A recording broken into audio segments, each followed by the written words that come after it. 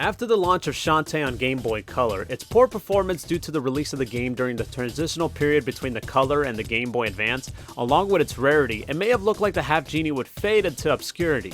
In the few years after the first game, several attempts of a sequel were planned for the Game Boy Advance, but due to a lack of a publisher, those plans fell through, such as Shantae Advance, which would have contained several worlds, minigames, and even multiplayer. Then in September of 2009, it was announced that Shantae will set up on a new adventure for the Nintendo DS. Originally planned to be released as an episodic trilogy, it was later announced to be expanded to a full game and was released a year later. With the stronger power and innovations of the Nintendo DS, WayForward looked to give elements that made the first Shantae game great and looked to expand it. In this video, I'll be discussing the sequel that was years in the making with Shantae Risky's Revenge. So the game takes place after the events of the first game during an expo in Scuttletown. Risky Boots steals a lamp encased in stone that Shantae's uncle Mimic found, causing chaos in the expo and in the town. Shantae tries to stop her but comes up short, resulting in her being fired as guardian of Scuttletown. Now it is up to Shantae to recover 3 magic seals that would unleash the magic of the lamp and stop Risky Boots in the process. The gameplay is similar to the original Shantae, but with some added elements.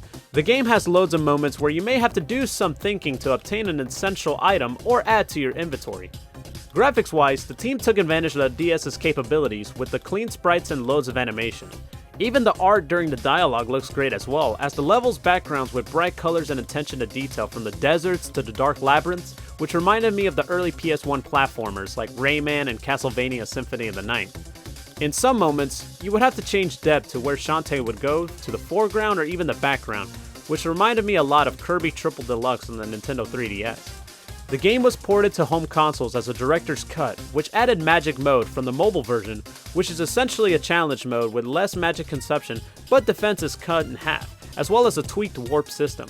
Although the game is the shortest entry in the series with some moderate challenge, and the HUD could use some work like a minimap would have been ideal, it does not take away the fact that Risky's Revenge is a solid sequel that expands upon what the first game did on the Game Boy Color, regardless of which version you play.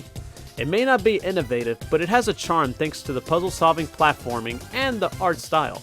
It is a fun, enjoyable game that still holds up even till this day, even though the mechanics have aged like milk. If anything, this entry can be significant with the introduction of the Barons, which have become great characters.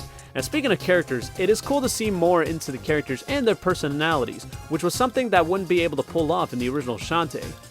If you haven't had a chance to play this one, I'd say go for it, as there are plenty of ways to play the sequel and to dance your way through it.